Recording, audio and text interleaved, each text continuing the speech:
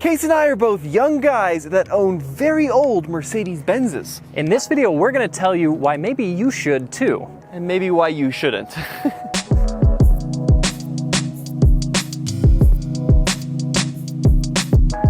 So Case, we're both in our mid-20s, and we both own Mercedes from the 1970s. I hate to be that guy, Tommy, but I think you're in your late 20s. Okay, wow, okay, great. Thank you for the reminder, Case. I appreciate that. Now, I've had this car for going on 3 years, and you've had yours for quite a bit longer. Yeah, I've had mine for around 10 years, and actually before this car, Tommy, you've had plenty of other vintage Mercedes. And if you had to sum up in 30 words or less why we love these cars, what would you say? You know, they drive impeccably well. When they're good, they're great. What I will say is when something goes wrong, it's worse than average if you're looking at a vintage car experience. The thing about old Mercedes is they're a lot like a high quality watch, in where there's so much attention to detail and there's so much craftsmanship that goes into these cars, and you can buy them for such a small amount of money. Yeah, really. Relative to any new car. They're just hard to not be attracted to, but that's not to say they aren't problematic. I mean, one of the difficult issues with these cars in general, a lot of times, is part availability. So let's start with the good, and we'll talk about my cars. This is a 1972 Mercedes-Benz 250C. So this is on the smaller spectrum of Mercedes-Benz, and then the C means it's a coupe. Yeah, and this car is really cool. You don't see as many of them out on the road. Really, a lot of vintage Mercedes you don't see out on the road a ton because they are kind of difficult to keep running, difficult to find parts for, and difficult to find people who are willing to work on them. But when you do see a car like this on the road in this kind of condition as yours is in, it's really special. Yeah, I appreciate that. Yeah, and this is a unrestored Mercedes. It's like 80% original paint that was owned by a lady out in California for close to 40, 50 years. And then I'm the third owner, so it's been really well maintained and lovingly cared for. And the thing that I think not a lot of folks realize is this is not a high dollar car. I mean, in this condition, which is a nice driver that looks good, leaks a little bit, and has a couple of things that could definitely be addressed, this is probably a $12,000, $13,000 car here in the US. It can be high dollar cars to keep running. 100%. I would say that something like this on average is probably going to be more expensive to keep on the road than an old Cadillac. That might have some truth to it. Now let's talk about how Mercedes designates their cars in this era, because if you're looking at buying one of these, you're going to see a lot of basically 4-letter number combos, right? Yep. So this is what's called a 114 115, and this is technically a C114. But the 114 and 115 chassis cars were sold from 1968 through 1976, and they were sold in both sedan version and coupe version. The sedans were called W's and the coupes were called C's. And this car essentially predates the E-Class, right? Yeah, pretty much. If you kind of draw a lineage, this turned into the 123 and then the 124, and that became the E-Class. Now, these cars were sold in huge volumes around the world. They sold over 1.9 million. I'm surprised by that. Stroke or /8 cars is what they're known by Mercedes enthusiasts. But only 67,000 of those or so are the coupe versions. Now, here in the US, most of these that you're going to find are going to be sedans, and most of them are going to be little clattery diesel engines. Yeah, this is actually an inline 6-cylinder gas engine, carbureted, which and there's some pros and cons to that. Yeah, so this is a 250C. They also did these in 250CE. The E stands for injection, fuel injection. Yeah. And then the top dog was the 280C and 280CE. Now, the 250C was a unique car for the US market. Mercedes was transitioning to fuel injection, but there were a lot of Americans wary of that new technology, right? Yeah. So they still wanted one that could be had with carburetors. This is a dual carb setup. Now, this engine dates to 1951, this architecture. Yeah. It's a really old engine.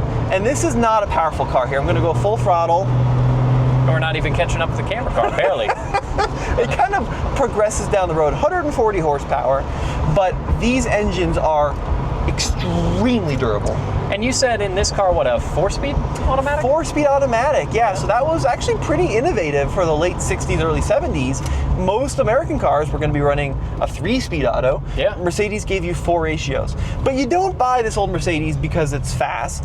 You buy it because it is exceptionally smooth. Even though this car has never had an engine rebuild, that the head's never been off the engine, and it's 52 years old, it is silky smooth underway. And for a 50-year-old car, it's impressive how well it does drive, because that's one of the things with a lot of vintage cars is that they don't always drive that well. Yeah. This one on modern roads doesn't bring with it all of the same downsides in driving dynamics that most vintage cars do. 100%. And you know, this car's got 98,280 documented miles. And this came from an era where an American car would be lucky to hit 50,000 before we needed a rebuild. There's some exceptions to that, but you got to consider that the typical American car was not a very well-made piece of kit in the 1960s or 70s. It looked beautiful, it had a lot of cool features, but they weren't necessarily built to last. They were simple, so they were easy to keep on the road.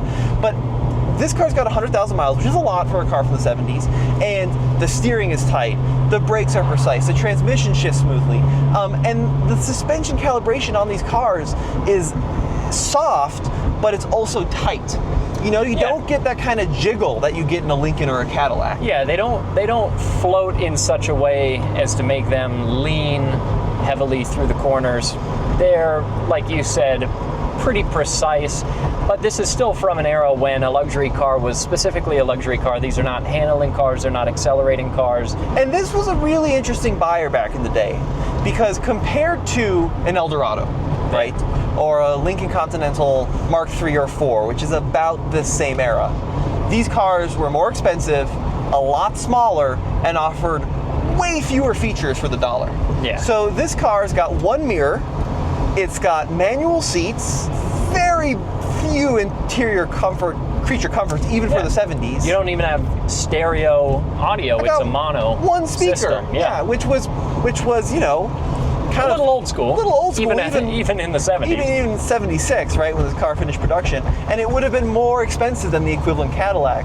But the person buying this car wanted quality, and they wanted a vehicle that kind of was the Rolex of cars. And you really see a lot of attention to detail. Pillarless coupe design, right? Yeah. And Becker Europa stereo is gorgeous. The gauges on this car are beautiful. And they're long lasting. Now, it kind of sounds like a dichotomy that Case and I are talking about, where Case is talking about how these cars are expensive and I keep going on about quality. And I think the key to remember is these cars were built to last, but 50 years later, they're so overly engineered that keeping them on the road can be really challenging. Yeah, there is a level of sophistication in some of the systems on these cars that can make them a bit of a pain, especially a lot of the vacuum lines that you might find under the hood, especially on mine.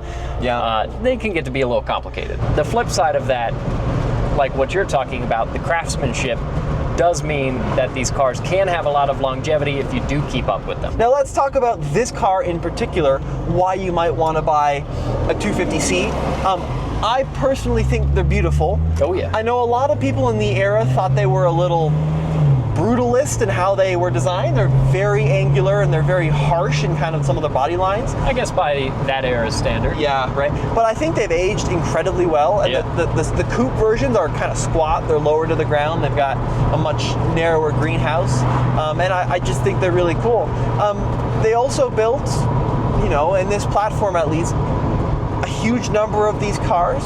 So while parts are expensive, like the steering wheel, I really wanted the ivory white steering wheel. Yeah, which looks great. It looks great, but it was $800 and it had to come from essentially the Middle East. Yeah. Right? Or, I mean, it's tough getting some you know, factory Mercedes parts for these cars. Same thing with like the speaker grille. It had to come from Lithuania. But I mean, that's a con. But then the pro is, I think they're relatively small and maneuverable and nimble.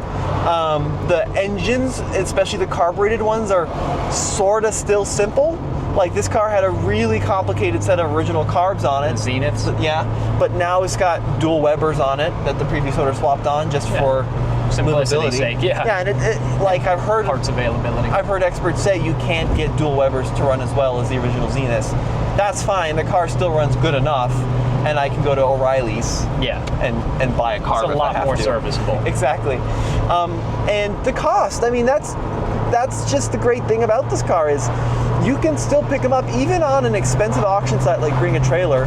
The best one you're going to find in the US is going to be $25,000, right? Whereas even a somewhat crummy 911 air-cooled is going to be $40,000, $50,000. Yeah, and you can get into, as far as build quality, a similar area as a 911 for a lot less money if you're willing to put up with some of the drawbacks that we've talked about. 100%.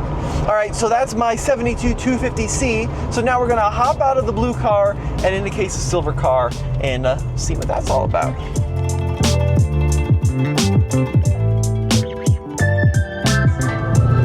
My car was comfortable, but this is just next level. Well, there's definitely a few differences. I think the most immediate difference that you feel when you get on the road in this car versus yours is the V8. Yeah, that's really, really cool. So let's talk about the basics. So this is, a 73? Yeah, 73, which in North America here was the last year for the 108. Yeah. And that's what this is, if we're talking chassis codes. 100%. And this is officially called a 280 SEL and then 4.5. And that engine is magnificent. So talk me through what we're listening to here. Oh yeah, like you said, 4.5 liter V8, which is cool. It's decent size, especially for the era. There was, of course, the 300 SELs with the 6.3, which that's the one that Jay Leno has. That's the one that was really spectacular. Those were actually pretty quick sedans. This one, that's foot down. So it sounds relatively cool, but it's still not fast. Not that I need it to be. 3-speed automatic transmission. The scary thing with this engine is actually something that you have a little bit of experience with, and it's that Bosch fuel injection system on this car. Yeah, that's one of the upsides and the downsides is with these engines, you're not dealing with carburetors in the cold acting weird and automatic chokes and that kind of thing. You're dealing with what's on paper a very reliable, consistent fuel injection system. The problem is, this is from an era where electronic fuel injection was just starting to hit the market, and there's still a lot of mechanical aspects of this fuel injection system that are not easily diagnosable, right? With a modern system, if your car starts running funny, you plug a thing into the OBD and it says, oh, you got a bad O2 sensor. Yeah. With these older fuel injection systems, there's a lot of solenoids and bits and bobs that just aren't familiar to most mechanics nowadays, that when they start running badly can be an absolute chore to diagnose. Yeah, and it sounded like you had the experience at some point of living with a vehicle that had this motor and the fuel injection system was not working well, and you went down the road of experts recommending different experts, recommending someone else, until you kind of hit the point of somebody telling you, look, there's very few people who can work on these fuel injection systems, and when they start to act up, it's not necessarily a lot of people that can do anything for you. Right, and like you start tearing stuff apart, and you're looking at components that look like a flux capacitor. Yeah, and it's not simple. It's not super simple. But when they do run well, like your car runs, it's just first turn of the key starts up every time, and they're so silky smooth. And the coolest part about these engines is they have this great guttural kind of purr, especially when you do a little exhaust like you've done. Yeah, so the exhaust on this car originally had an exhaust leak, so I had the system worked on, and I had them put a Flowmaster muffler in just to give it a little bit of rumble, because if you have a V8, you might as well take advantage. So this 280 SEL, if you could draw a direct line from my car to an E-Class, you could draw a direct line from this car to the modern S-Class. Yeah, I think it was even the next generation was the first S-Class, wasn't it? Yeah, like the W116. So this car is an executive sedan. This was one of the most expensive luxury cars you could buy, period, in the world in 73, other than like the 300 SEL and the Grocers and those kind of things. Yeah. And the difference between my car and your car at first don't seem that big, right? Like they both look kind of the same. The seats are both sort of similar with these headrests. What did you call these headrests? The cat ear headrest. The cat ear headrests, yeah, right? And they're even priced pretty similar. The steering wheels are the same. Yeah, and in the used market, there's maybe a few $1,000 difference. But then you start looking at the details. Like the wood in this car is some of the thickest, most voluptuous, if that's a word, wood Yeah. I've ever seen in my entire life. And it's a beautiful design on the dash of this car to this day. Well, just like the gauge clusters on your car, it's really, really pretty. It's aged really well. And the thickness of the padding absolutely everywhere. It's like they took my car, or rather they took your car and they dialed it down for mine, and they just went all out with the quality of the finishes and the paint and the door weighting. And then there's a few more features in here, like I have one speaker. Yeah, this is an actual stereo system, 2 speakers in the front and 2 speakers in the rear. Right.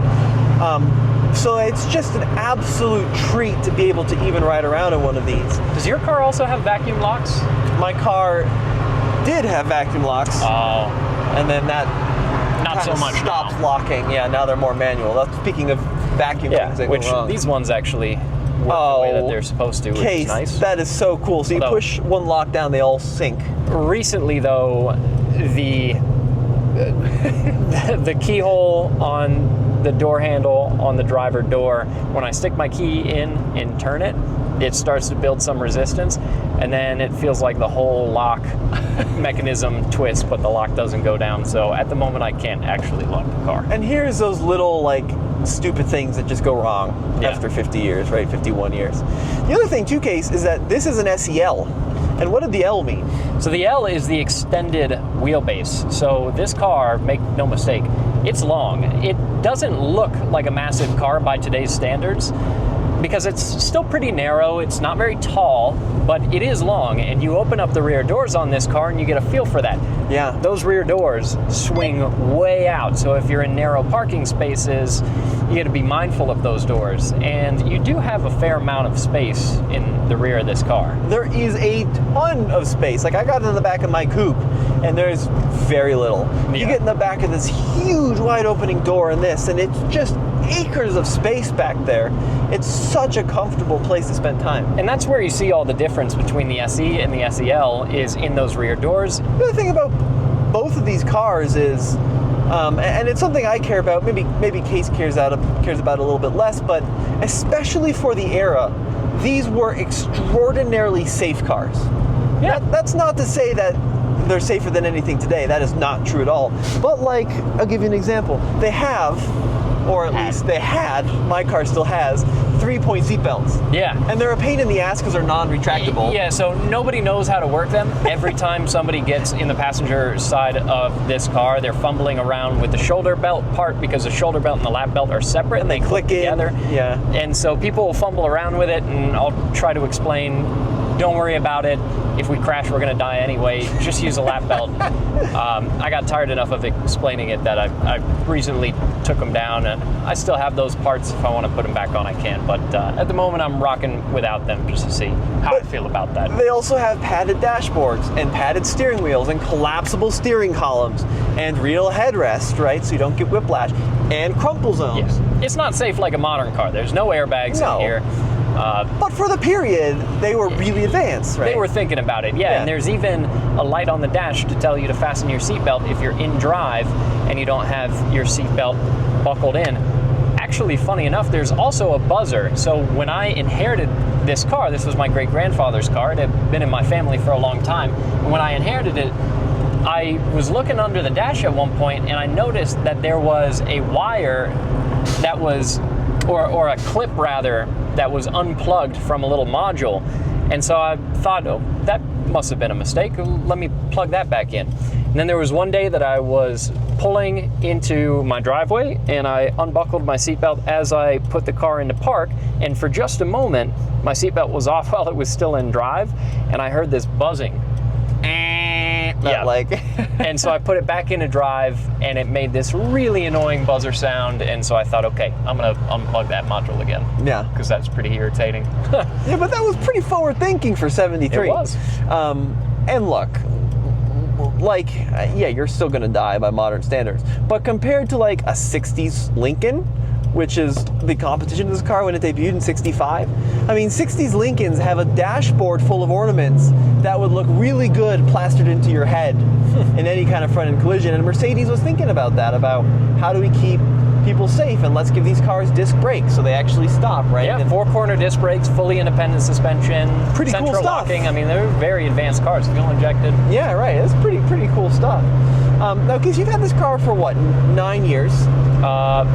I inherited this car when I was about 16. I'm 26 now, so, Yeah, so 10 years. 10 years. So, has it been reliable over those 10 years? For the most part, I would say in general with this car and other older German cars especially like it, if you run them consistently, then they tend to stay pretty happy mechanically. Yeah. If you let it sit for a while, then it can be a real pain. Absolutely terrible. And this car, I do run it pretty frequently. It's basically the only vehicle I use on the weekends, as long as the weather is nice. If it's snowy in the winter, I'm not going to drive it. But I drive this car a lot, and so it tends to be pretty happy. There are always some things to keep up with, but if the car's maintenance gets ahead of you and you get to a point where there's a lot of things wrong with it, then it can be a real pain to get it back on the road, both in finding parts and finding information and actually doing the work itself, or finding people to do the work. All of that can be a real headache. But if you have one of these cars that is in running order and you drive it consistently, then it can stay driving well for a good amount of time. 100%. And I think the thing that both Case and I can't impart enough is if you are genuinely considering buying a Mercedes from the 60s or the 70s or the 80s or whatever it is, seriously, buy the best one you can. Yeah, exactly. You'll save money in the long run by buying something that's less of a project. And the thing is these cars are still so affordable to the point where the difference between a basket case and a really good one might be $6,000. Yeah, and you'll spend that on a project one like that. Instantly, and you're going to hate it.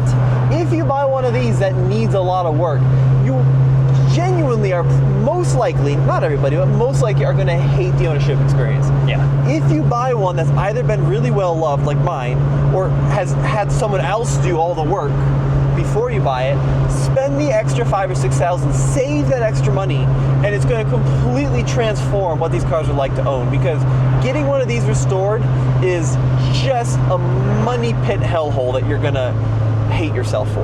Yeah, and then at that point, if you buy well, you can have a really fantastic piece of machinery for not that much money, and something that is unique because you don't see tons of them on the road from day to day, and something that is really pleasant and fun to drive. That being said, it's not for everybody. No. Not everybody is going to want to take on one of these vehicles. Some people would rather something simpler, which is 100% fair. It's definitely not for everyone. I would never go full Hoovy's garage on this.